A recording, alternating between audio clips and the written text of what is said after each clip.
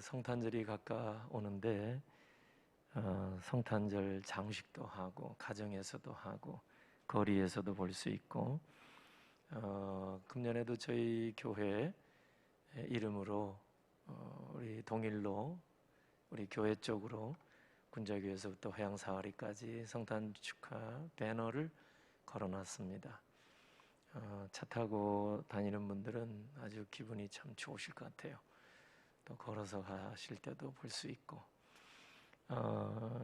이제 코로나로 어렵고 힘든 세상에 교회가 이렇게 희망의 메시지를 사람들에게 이렇게 선포하고 있다 생각하니까 참 기쁨이 있습니다. 기독교의 절기가 여러 개 있습니다. 여러분 있는데 다른 절기는 그렇게 잘 외부로 잘 알리지를 않아요. 우리 내부적으로 잔치하고 절기를 지키죠. 대부분이. 어찌 보면 기독교의 핵심 절기가 부활절인데 부활절이 가장 중요하지 않겠어요? 그런데 부활절을 돼도 부활절 연합 예배 드리는 정도 이렇게 하지 이렇게까지 길거리에 장식하거나 특별한 이렇게 행사를 따로 갖지 않아요. 그런데 우리 교회마다 이렇게 성탄절이 되면은 장식도 하고 또 성탄절 메시지를 또 선포하기도 하고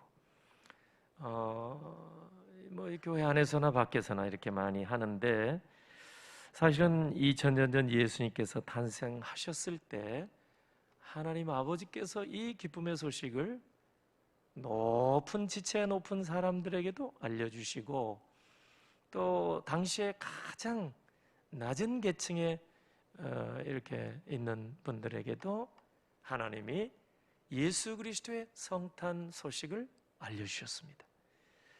그것을 우리가 알기 때문에 성탄절이 되면 온 세상에 이렇게 장식을 한다든지 또 메시지를 보낸다든지 또 우리가 기쁜 모습으로 성탄의 소식을 알리고 있는 겁니다. 마태복음 2장에 보니까 하나님이 예수님의 탄생을 동방 박사들에게까지 알려주셨어요. 이거는 아주 특별한 섭리죠. 자연을 통해서 동방 박사들은 페르시아의 별을 연구하는 천문학자, 당시에는 점성술 이런 연구하는 사람들인데 마태복음 2장 2절을 보면은 이분들이 특이한 별을 예수님의 탄생 별을 보고 그 동방에서부터 예루살렘까지 따라왔습니다. 특이하죠? 그래서 이제 헤롯 임금까지 이제 만나려고 그러면서 하는 얘기를 보니까 마태복음 2장 2절에 우리가 그의 별을 보고 여기까지 따라왔노라. 그의 별. 이게 점성술에서 하는 얘기죠. 누구 별, 누구 자리 이런 거 있잖아요. 그러니까 하나님이 비상섭리로 그렇게 역사하신 것이 아닌가 생각을 합니다. 그리고 이제 누가복음 2장에 보면은 하나님께서는 예수님의 탄생을 베들레헴 목자들에게까지 알려주셨습니다. 천사를 통해서. 그러니까 이걸 보면은 하나님은 저 멀리 동방의 박사들에게까지 예수님의 탄생을 알려주시는데 그 하늘의 별을 아주 특이한 별을 통해서 알려주신 거예요. 그리고 유대 땅에서만이 아니라 저 동방 페르시아까지. 이거는 예수 그리스도의 탄생이 우주적이고 예수님은 유대인 예수만이 아니라 온 인류의 구세주이심을 보여주신 거예요.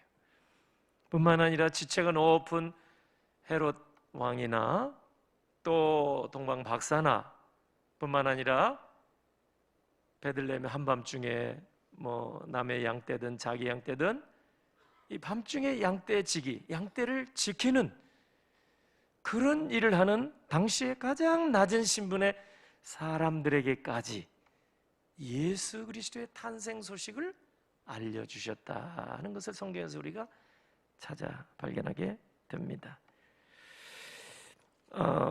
예수님은 이렇게 성경의 예언대로 이제 이 땅에 오셨고, 또 예수님의 출생은 베들레헴이지만은 출생한 것이 30년 동안 이제 나사렛에서 성장하시고, 또 아버지 목수일을 배워서 30세 될 때까지 나사렛에만 계셨습니다. 그 예수님이 나이 30이 되어서부터 공생의 사역을 시작하셨습니다. 예수님은 30년 동안 사적인 생활을 하셨다는 얘기죠. private life, 사생활이라고 할 수 있어요. 그러니까 성경이 자세하게 말씀하지 않으세요. 12살 되셨을 때 예루살렘 성전 가신 이야기, 그 외에는 잘 모르겠어요. 성경이 말씀하지 아니하니까. 그 사적인 생활이죠. 근데 30세 되어서 3년 동안 공적인 생활을 하셨다. 그래서 공생애라고 하는 거예요. Public life, 공생애. 그것은 죄 가운데 빠진 인류를 구원해 내기 위해서 십자가 지시는 일, 그 일을 준비하시고 진행하시고 완성하시는, 그게 3년, 그걸 공생애. 그래서 예수님이 우리의 죄를 다 대신 짊어지시고 어린 양 희생 제물이 되셔서 우리 대신 십자가에 달려 죽어주셨는데, 이것을 우리가 알고 또 믿고 따르게 되면 우리가 하나님의 자녀되는 권세를 받게 되는 것입니다. 이것이 구원사역이에요. 이 구원사역을 위해서 예수님은 고향인 나사렛을 떠나서 갈릴리 호수 근처에 있는 가버나움으로 이사 가셔서 사셨다. 그렇게 오늘 본문이 말씀하고 있습니다. 이 4장 13절 이하를 보니까 나사렛을 떠나 스불론과 납달리 지경 해변에 있는 가버나움에 가서 사셨다. 이 본문을 자세히 들여다보면요, 예수님은 단순히 물리적으로 이 나사렛에서 가버나움으로 이사 가서 사셨다 이거를 말씀하지 않았어요. 선지자 이사야가 예언한 말씀대로 가버나움에서 이 갈릴리 지역에 들어가셔서 사셨다, 이렇게 말씀합니다. 그 지역이 어느 지역이냐 하니까, 예전에 여러분 가나안 땅 이제 들어가서 12지파에게 토지 분배됐을 때 스불론 지파가 그 할당받은 지역, 납달리 지파가 할당받은 지역, 바로 그게 갈릴리 호수 근처에 있는 그 지역이에요. 거기에 가버나움이라는 그 동네에 예수님이 들어가 사셨다. 그런데 표현이 예사롭지가 않아요. 단순히 이사를 가서 거기 사셨다, 이게 아니에요. 자, 15절 보세요. 스불론 땅과 납달리 땅과 요단강 저편 해변길과 이방의 갈릴리요. 16절. 흑암에 앉은 백성이 큰 빛을 받고 사망의 땅과 그늘에 앉은 자들에게 빛이 비추었도다. 뭐라고 말씀하십니까? 예수님의 공생의 사역의 상징적인 장소인 이 가버나움, 센터가 되는 가버나움, 이쪽으로 이사해 가서 사셨는데, 단순히 이사가 아니라 큰 빛이 그 땅에 빛이었도다. 이 큰 빛이 이 예수님이 공생의 사역을 위해서 들어가신 곳에 비쳤다. 물론 이 갈릴리 가버나움 지역에만 큰 빛이 비친 게 아니에요. 성경 전체를 보면 예수님께서는 요한복음 8장 12절에 세상의 빛으로 오셨다고 했어요. 예수님은 세상의 빛으로 이 땅에 오셨고, 단순히 또 빛이 아니에요. 뭐 세상을 밝히는, 단순히 빛이 아니라 생명의 빛, 사람을 살리는, 멸망에 빠질 수 있는 사람을 살리는 생명의 빛이라. 빛은 생명력이 있어요. 태양이 여러분 사라지면 여러분 우리는 다 죽잖아요. 생명력이 있어요. 예수 그리스도는 의의 태양이라고 말씀하셨어요. 그러니까 그분이 처음부터 오셨을 때 온 세상을 비추는 생명의 빛이란 말이에요. 세상의 빛이요, 생명의 빛. 그런데 상징적으로 가버나움 땅에 오셨다. 거기서 이제 공생의 사역을 시작하셨다. 이 말씀입니다. 세상 사람들은 세상의 빛으로 오신 예수 그리스도 없이도 잘 살 수 있다, 이래 생각합니다. 그리고 서로 격려하는 거예요. 잘 될 거야, 걱정하지 마, 조금만 인내하면 우리 잘 살게 되는 날이 올 거야. 정치 지도자들도 우리가 힘써 좀 몇 년만 인내하면은 국민소득이 몇만 불이 되고 아주 청사진을 제시합니다. 뭐 그렇게 잘 성공적으로 뭐 그 일이 될 수도 있겠지만은, 이런 성경에 보면은 그렇게 말씀하지 않아요. 오히려 세상에는 소망이 없다, 이게 성경이 선포하는 말씀이에요. 전혀 다릅니다. 인간 스스로 힘으로는 어찌할 수가 없다, 이게 성경이 세상에 선포하는 메시지입니다. 사람의 힘으로는 어찌할 수가 없다. 지금까지 인류는 우주에 갈 수 있는 과학의 발전을 통해서 자신감을 가졌습니다. 코로나 바이러스도 백신 개발로 얼마든지 잡을 수 있다, 자신감을 가지고 있습니다. 그런데 백신이 나와서 이제는 코로나가 종식되겠지 했는데 이게 변이가 나오니까 이게 또 긴장하고 있지 않습니까? 그 인류 역사를 보면은 과거에 아주 유행했던 무서운 팬데믹들을 보면은, 전에는 과거에는 1000년에 한 번, 500년에 한 번, 또 뭐 100년에 한 번, 이렇게 이런 그 유행 주기가 길었어요. 그런데 근자에 들어서는 이 유행 주기가 매우 짧아졌다는 사실입니다. 2002년도에 우리가 사스를 겪었어요. 사스 유행병. 근데 2년도 안 돼서 종식됐습니다. 종식됐다고 선언했어요. 그리고 2009년에는 신종플루가 나왔어요. 그때 타미플루가 개발돼서 그 종식됐다고 선포했어요. 2014년에는 저 아프리카부터 시작해서 에볼라 바이러스가 돌았어요. 이것도 종식 선언은 했습니다. 2015년에 중동에서 발원한 이 호흡기 증후군 메르스가 발병했어요. 대유행. 근데 이거 몇 달 만에 잡았습니다. 우리 정부에서도 종식됐다고 공식 선언했습니다. 그런데 작년부터 시작한 이 코로나19 이 바이러스, 우리는 잡을 수 있다 지금 기대하고 있는 거죠.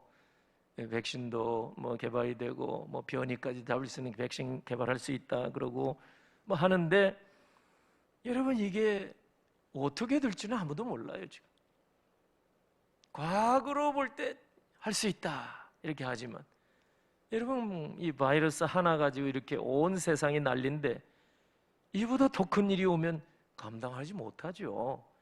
세상에는 소망이 없어요. 본질상 그게 세상이에요. 이사야 8장 9절 10절 보니까 너희 민족들아 함성을 질러보라, 그러나 끝내 패망하리라. 세상에 소망이 있습니까? 성경을 보면 없다는 얘기예요.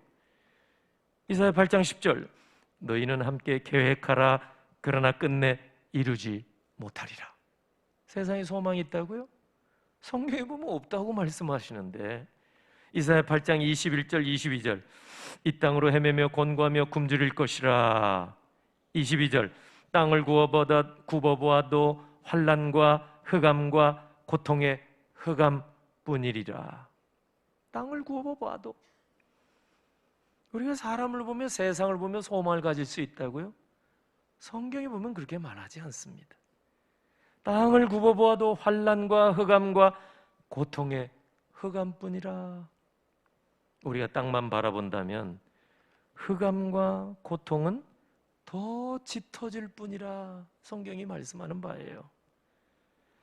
사람들은 서로를 격려합니다. 힘을 내세요. 열심히 하세요. 우리는 할 수 있습니다. 뭐 할 수 있습니까? 우리에게 힘이 어디서 오는데요? 우리에게서 나오는 법이 없어요. 우리는 생명의 빛이 아니에요. 우리는 발광체가 아니에요. 생명력이 있는 태양, 우리는 그런 발광체가 아니에요. 우리에게 능력은 오직 하늘에서부터 오는 줄로 믿습니다. 시편 122편 121편 2절, 나의 도움은 천지를 지으신 여호와에게서로다. 할렐루야. 하나님 외에는 소망이 없는 거예요. 성경이 선포하는 것은 세상을 보며 사람을 보며 과학을 보며 소망을 가지세요, 아닙니다.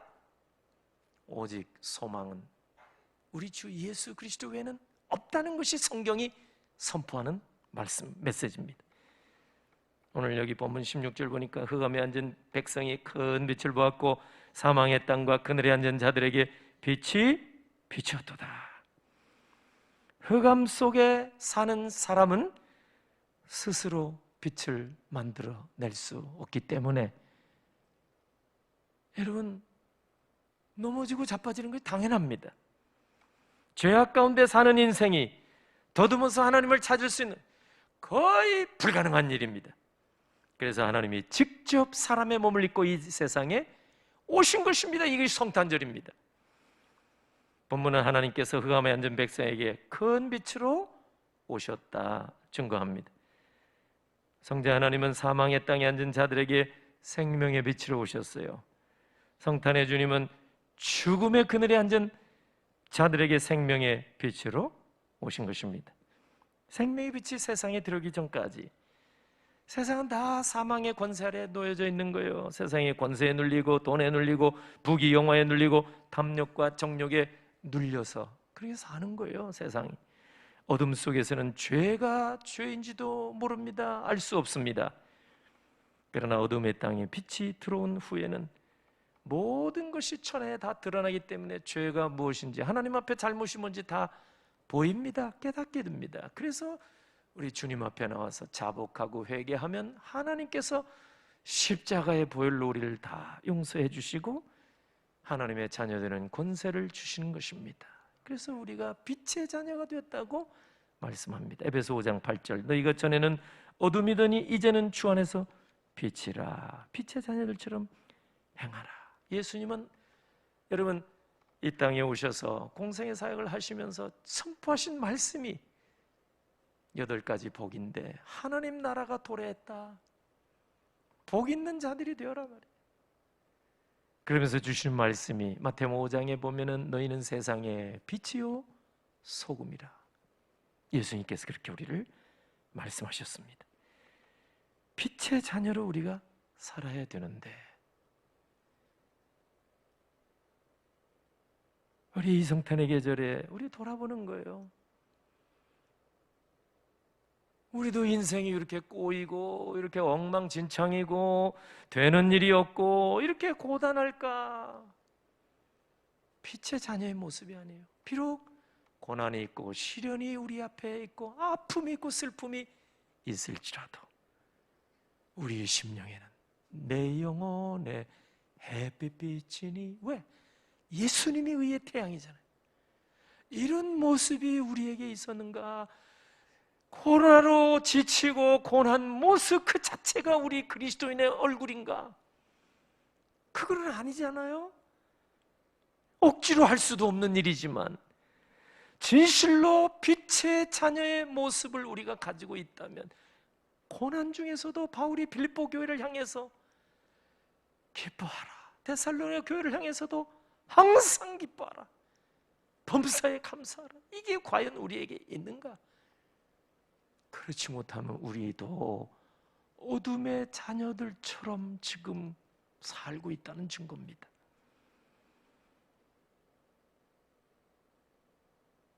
인생이 그렇게 엉망진창이고 고단한 이유 중에 하나는 생명의 빛을 거부하고 있기 때문입니다. 어둠 속에 그냥 살고 있기 때문입니다. 깜깜한 밤에 손전등 없이 다니면 부딪히고 넘어지죠. 가로등도 없는 깜깜한 밤에 자동차 전조등도 켜지 아니하고 달린다고 상상해 보세요. 그럼 부딪히고 사고 나고 넘어지고 깨지고 파괴되고 그렇지 않겠습니까?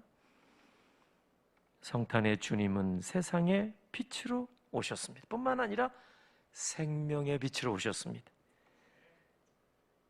우리가 단순히 그냥 넘어지지 않게 이렇게 보호해주기 위해서 빛을 비춰주시는 그게 아니라 생명의 빛이 되어주신다, 그 말이에요. 생명의 빛이 되신다는 말씀은 우리가 주님을 만나게 되면 어둠에서 벗어날 뿐만 아니라 멸망에 빠지지 않고 생명에 이르게 해주신다는 말씀입니다.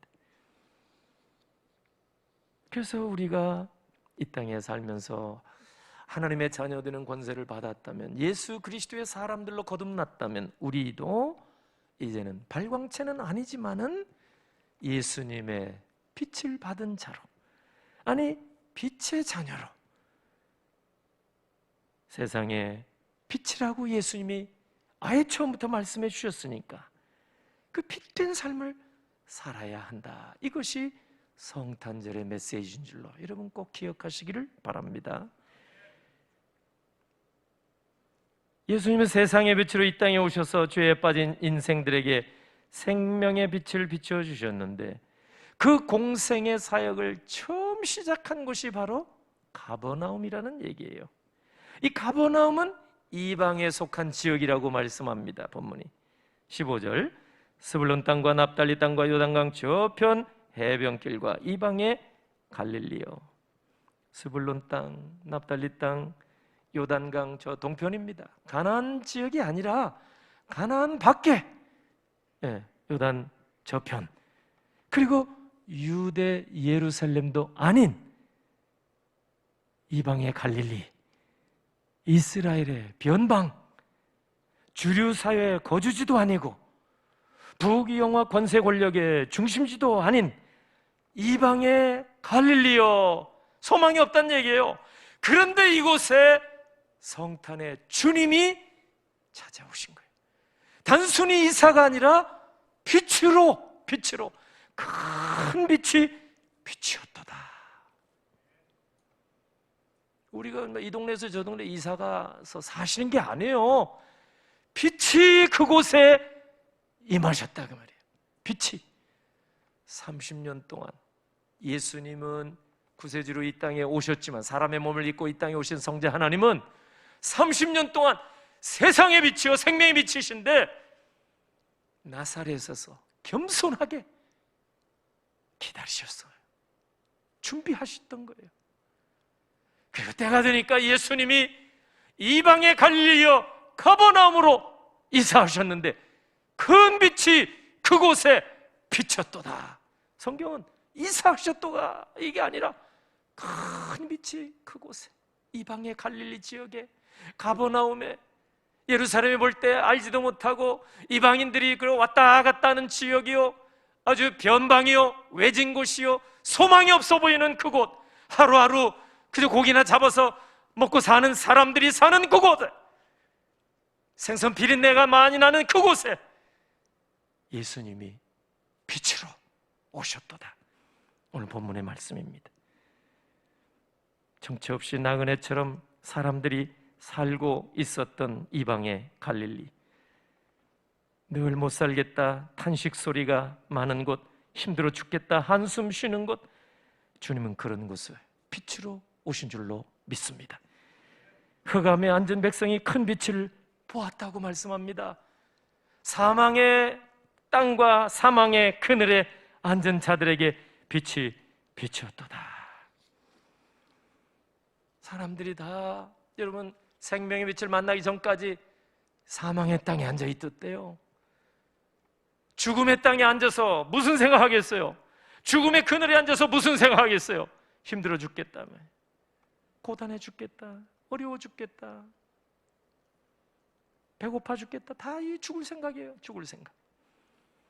그게 흑암에 앉은 백성들의 특징이고 사망의 땅에 사는 자들의 특징이고 사망의 그늘에 앉아있는 자들의 특징입니다.